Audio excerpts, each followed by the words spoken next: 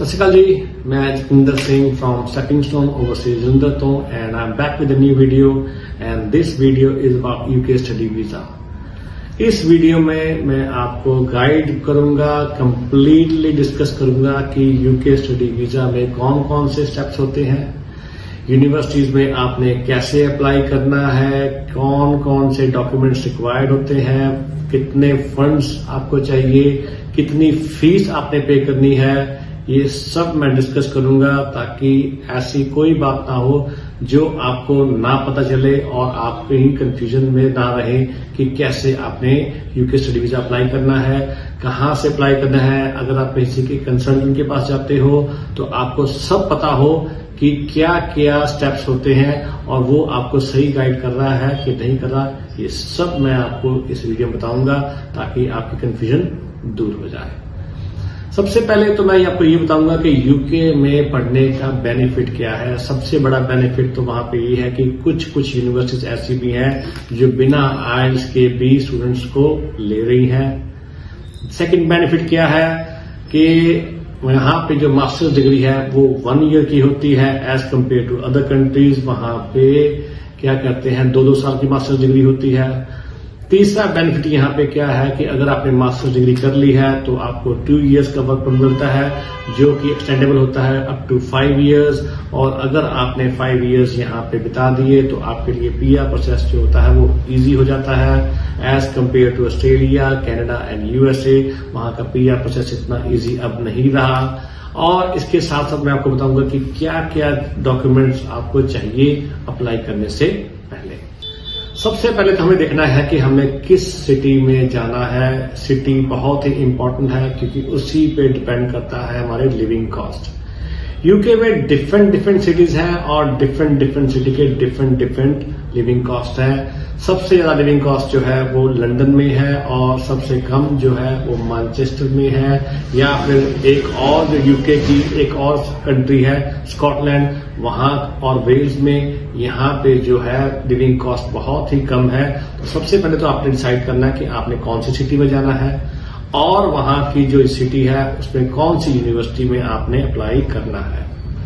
जब आपने डिसाइड कर लिया कि आपने इस यूनिवर्सिटी में जाना है, उसके बाद आपके पास जो डॉक्यूमेंट्स चाहिए वो क्या चाहिए, आपके एकेडमिक्स चाहिए, आपका पासपोर्ट चाहिए और तीसरा जो सबसे जरूरी डॉक्यूमेंट है जो आपको अपने कॉलेज से या स्कूल से लेना पड़ेगा। अगर आपने +2 की है तो स्कूल से, अगर आपने ग्रेजुएशन की है तो कॉलेज से, वो है LOR। कम से कम आप 2 LOR तो अपने यूनिवर्सिटी या कॉलेज से लेंगे ही लेंगे। अगर आप 3 ले लें तो अच्छा होता है। LOR होती है लेटर ऑफ रिकमेंडेशन और ये LOR आपके टीचर्स और आपके प्रिंसिपल देते हैं। ये डॉक्यूमेंट्स के बिना आपको यूके की यूनिवर्सिटी में एडमिशन नहीं मिलेगा। अगर आपने +2 की हुई है और आप बिना आईएलटीएस के यूके जाना चाहते हैं तो आपके +2 इंग्लिश में कम से कम 70% मार्क्स आने चाहिए ताकि आपको वहां पे इजीली एडमिशन मिल सके।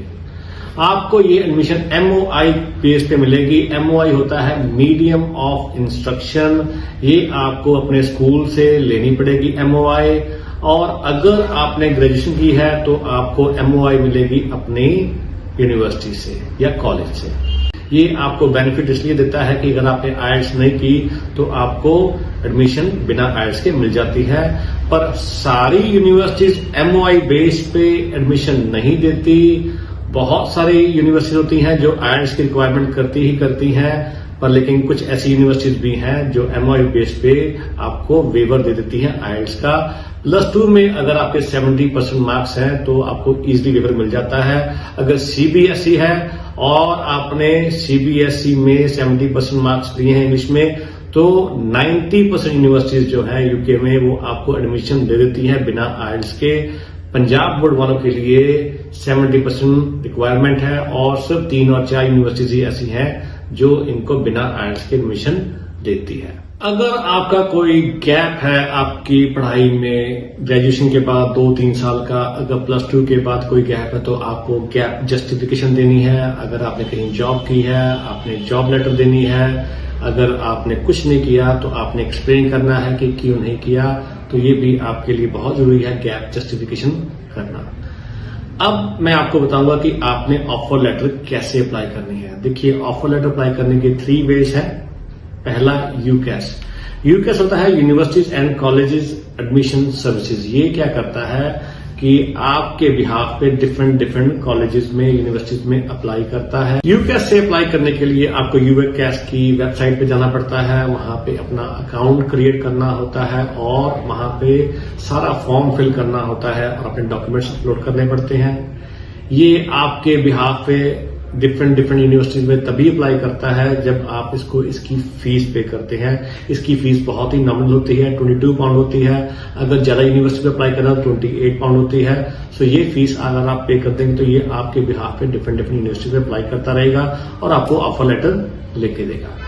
दूसरा होता है, आप यूनिवर्सिटीज की वेबसाइट पर जाएं, डिफरेंट यूनिवर्सिटी की डिफरेंट वेबसाइट पे जाएंगे, वहां पे सारा फॉर्म बार भरेंगे और फिर आप वहां पे उनसे वेट करेंगे उनके रिप्लाई का। और तीसरा होता है, आप इमिग्रेशन कंसल्टेंट की हेल्प लेंगे। वो आपके बिहाफ पे डिफरेंट यूनिवर्सिटी से आपको ऑफर लेटर देगा, वो आपके डॉक्यूमेंट चेक करेगा, वो आपको बताएगा कि कौन सी यूनिवर्सिटी में आपको एडमिशन इजीली मिल सकती है, कौन सा कोर्स आपके लिए सूटेबल है।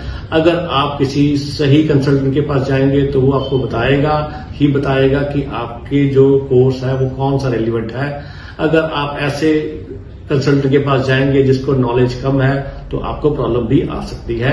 वीजा में भी प्रॉब्लम आ सकती है, क्योंकि आपको अगर रेलिवेंट कोर्स ही नहीं मिला तो आपको वीजा भी मिलने के चांसेस कम हो जाएंगे। Once you get your offer letter, then there are some conditions in the offer letter which you have to meet.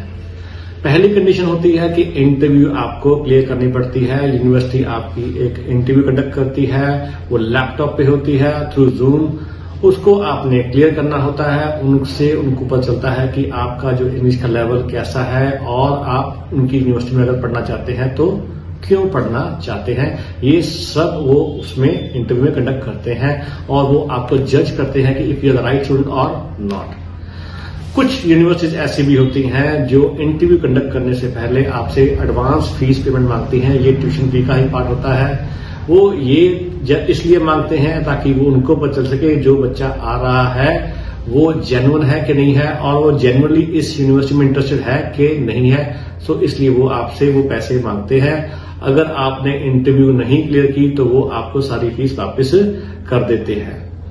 और एक और इस पे कंडीशन होती है, जब आपकी इंटरव्यू क्लियर हो जाती है तो उसके बाद वो देखते हैं कि आपके पास फंड्स हैं कि नहीं है, लिविंग कॉस्ट। अगर आपने वो भी उनकी रिक्वायरमेंट पूरी कर दी तो उसके बाद वो कहते हैं कि आप अपनी फीस पे कर दें। कुछ यूनिवर्सिटीज ऐसी होती हैं जो 50% फीस मांगती हैं, कुछ 60, कुछ 70 और कुछ 100% मांगती हैं। सो आप जब वो उनकी फीस पे कर देते हैं तो आपको वो कैश लेटर देती है, CAS। Once you get your cash letter, you can apply for UK study visa through the website. You can log into the website और फिर आप सारा फॉर्म फिल करोगे। फॉर्म फिल करने के बाद डॉक्यूमेंट्स अपलोड करोगे, उनकी फीस पे करोगे। जो फीस है वो अराउंड 50 to 55,000 है, ये depending on the pound rate. और आप उसके साथ साथ हेल्थ इंश्योरेंस अपनी पे करते हैं। अगर आप मास्टर्स के लिए जा रहे हैं तो आप 1 साल के लिए पे करेंगे। अगर आप ग्रेजुएशन के लिए जा रहे हैं तो आप 3 साल की पे करेंगे। ये पे करने के बाद आप वीजा अप्लाई करते हैं।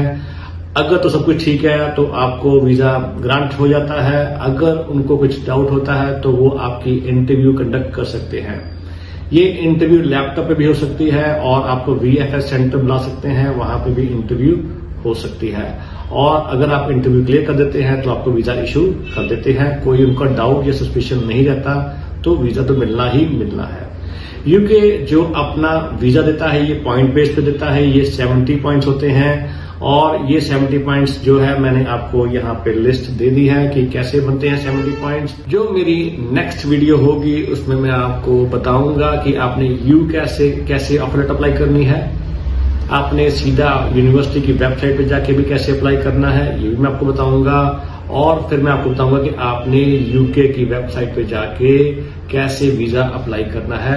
ये मैं सब आपको नेक्स्ट वीडियो में बताऊंगा। If you find my video very informative, please subscribe my channel and keep watching my videos for more information like this. Thank you.